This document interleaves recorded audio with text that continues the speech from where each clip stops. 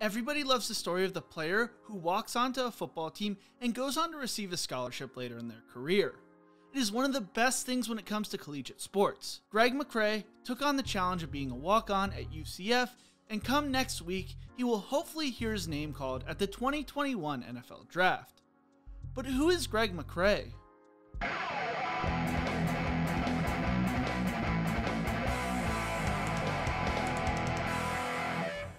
In the Who Is series, we go through the backstories of up-and-coming collegiate and pro athletes. If you enjoyed this video, make sure to leave a like, share, and subscribe to the channel. And if there's a player you want to see in future episodes, make sure to leave it in the comment section below.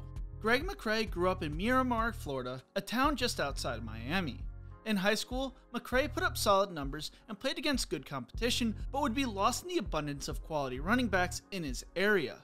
According to 24/7 Sports Composite, McCrae was a 3-star recruit who was the 119th best running back, 238th best player in Florida, and 1,745th best player in his class. McCrae would be overlooked by many college programs, only receiving one FBS offer from Navy. As a result, McCrae would commit to Navy, but quickly realized it was not the right place for him. He told Arizona Central, "I respect those guys a lot and keep in touch with some of them, and we play them, so I get to see the coaches and we're good."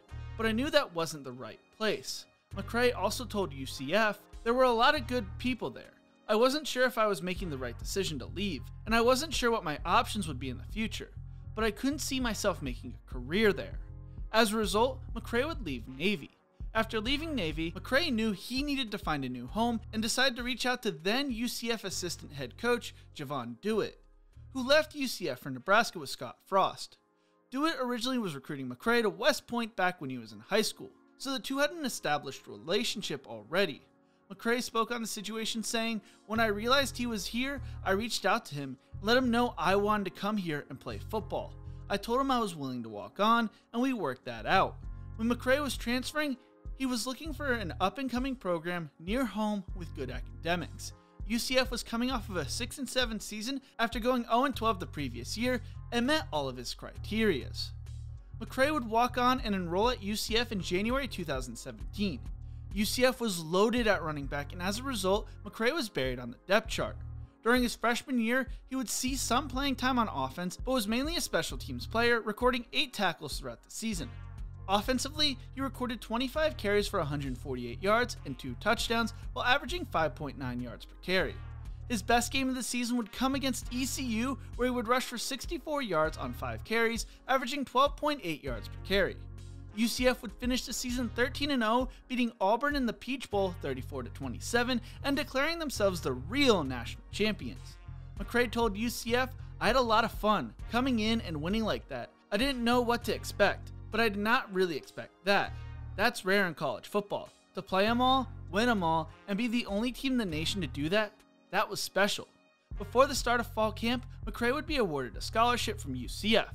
So how did the coaching staff creatively offer him a scholarship? I will tell you. So the Knights gathered in the team room during the final days of summer vacation. New head coach Josh Heupel was addressing the team on the team's agenda for the first day of fall camp the next day.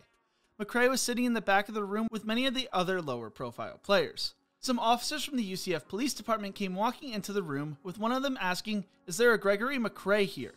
McCrae quickly made his way to the front, confused with a look of concern on his face. He asked if he was in trouble, and the officers responded, "Parking tickets."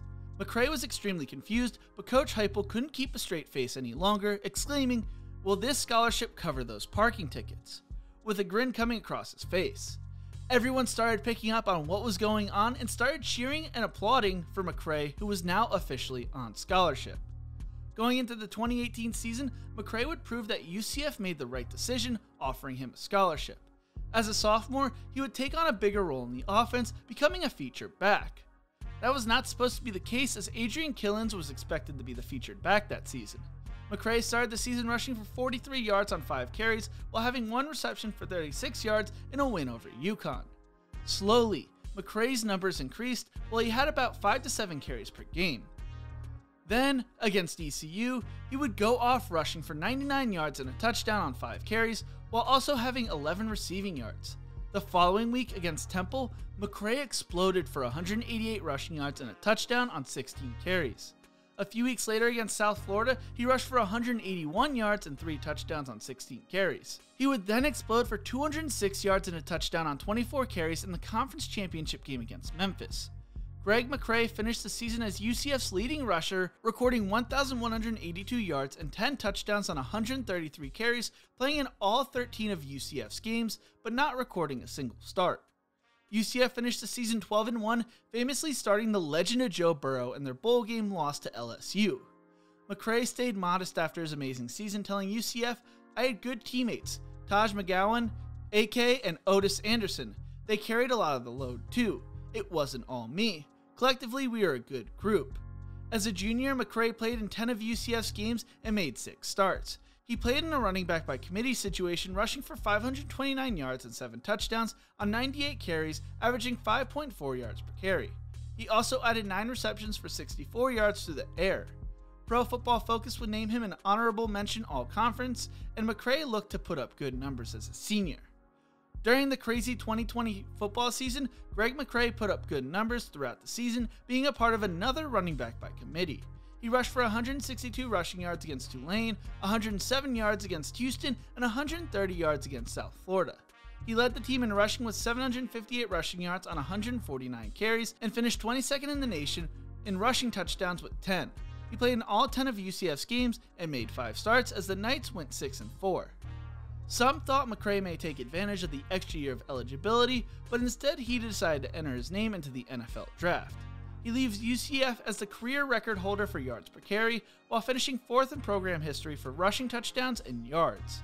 It's been a crazy career for the former walk-on, as he told UCF, "Even at the Navy prep school, there were doubts in my mind if I could play in college in general. I wanted to prove to myself and to other people that I was good enough to play at this level." McCrae didn't just do well on the field, but also in the classroom, as he graduated with a 3.2 GPA in kinesiology and was UCF's nominee for the National Football Foundation Annual Football Scholar Athlete Program.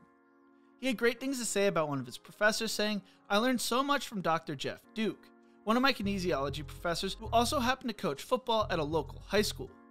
He taught me valuable lessons that helped me create a philosophy of core values that I will utilize later down the road." McCrae is not going to be one of the first names off the board in the 2021 NFL Draft, but he could go sometime on day 3. Although he's not one of the biggest running backs in the world, he plays bigger than he is and is a big play threat. Whether he is drafted sometime on day 3 or goes undrafted, he will bring a great work ethic to try and make an NFL roster using lessons he learned as a walk-on at the next level. Thank you so much for watching. If you enjoyed this video, make sure to check out my other videos in the Who Is series. Don't forget to leave a like, share, and subscribe to the channel. And as always, remember to embrace the grind.